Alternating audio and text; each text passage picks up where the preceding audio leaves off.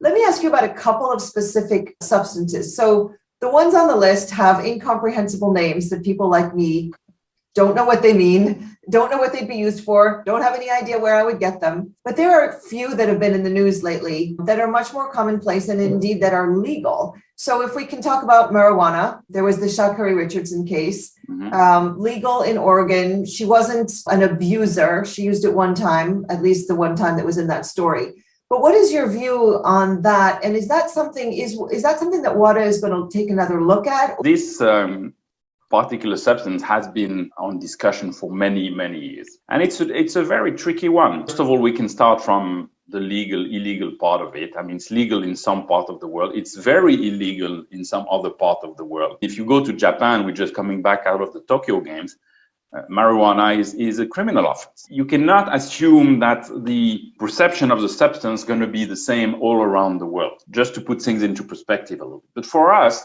and that's where, our work has to be based on science, we have to look at whether or not it meets the criterion to be on the prohibited list. And these criterions are: does it risk to damage the health?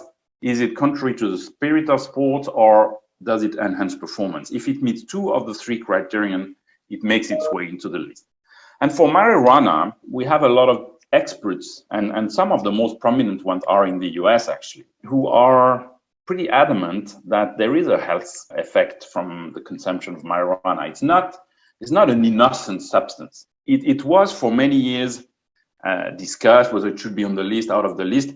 By the way, at the time when we had this discussion a long time ago, the governments were adamant to keep it on the list because they thought it would give the wrong message to the youth if, they would have this anti-drug program within the country, and then the sports would say, oh, it's off the list, so it means it's not so serious.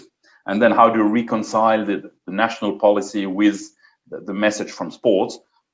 Things since then have moved, and tolerance to the substance has changed, but it remains that this is a substance that is controversial. For us, what we don't want, I tell you, we want to make sure that we base our decision on science, and therefore, to answer your question, yes, we always have these things under review, and for marijuana, we'll look at, further research, further studies. Is there a new approach to the health component of marijuana and so on? So this will be looked at. The other thing we don't want is to catch people who use marijuana for recreational purposes that is unrelated to sport, because we're not there to punish societal behavior. We're here to deal with sport. That's our mandate.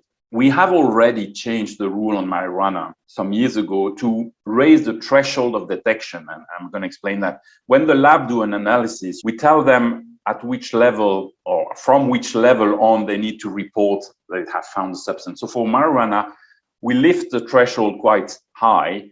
And the cases that are now reported by labs are only high level. I mean, this is not the occasional user that would have used it, 5 days ago and then get caught at net competition. And how do you reconcile that with this criterion about the spirit? Is it that if you don't use marijuana as a performance enhancer, you're okay with respect to the spirit? Or is it just generally the use of marijuana violates the spirit of sport? Again, it's an interesting question. It's not a black and white, but I give you a few examples to illustrate things. When we had discussion about marijuana, we had, for example, I remember at the time, the Ski Federation and Snowboard Federation. And they said, for us, it's terrible because we have all these snowboarders.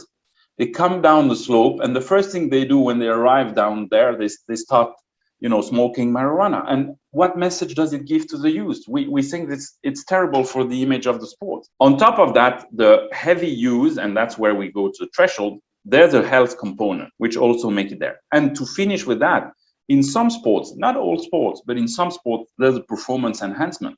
And I give you two examples. We go back to skiing, for example. Ski jumper. Apparently, you get a bit more relaxed about jumping from such a high things. Maybe after, if you smoke a little bit. Tremor, when you shoot, shooting sports or archery and so on. This can take away the tremor. It's a bit the same like alcohol in some of the sports. So there may be some sports specific where the performance enhancing is there. I would say in most sports, probably not a performance enhancement. Then it's left with spirit of sport and health component. But the important element, I would say, in the debate and in the discussion from the scientists has been the health component, and the view by a consensus of scientists that there is health consequences to a heavy use of marijuana. And I think what you say is so interesting. We're looking at whether the tennis player, Djokovic, how he eats.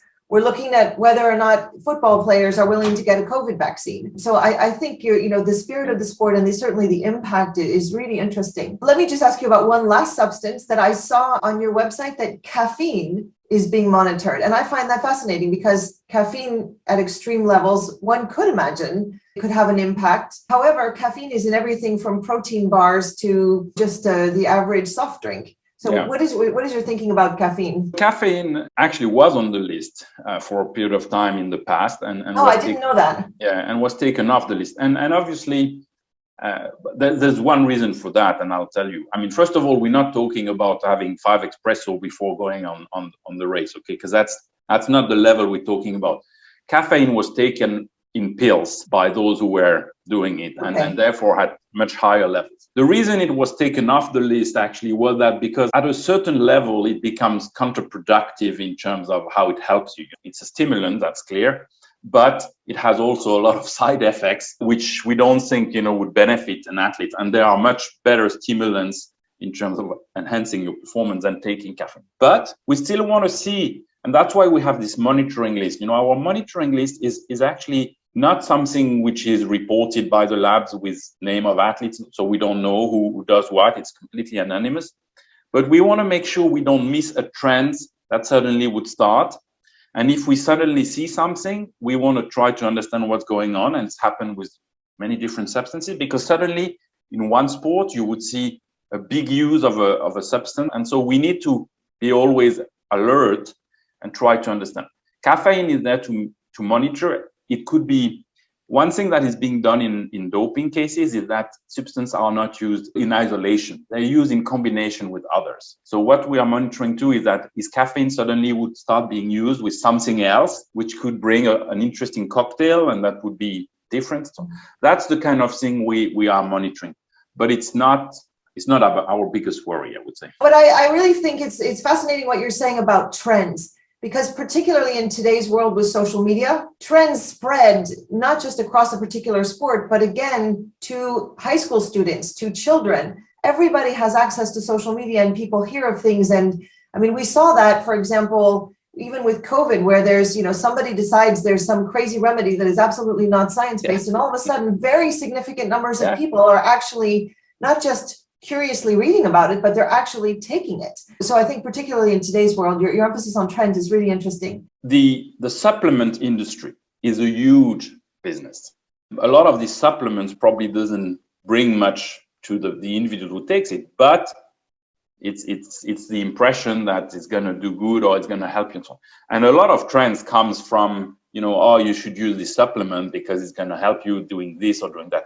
And sometimes it's okay, and sometimes it's dangerous. In many cases, the good scenario is that it does absolutely nothing. Yeah. But for example, with elderly people who, as you said earlier, might be taking heart medication, might be taking medication for other things, they have no idea how the mix of what seems like just vitamins might do in combination with really important prescription medications they're taking.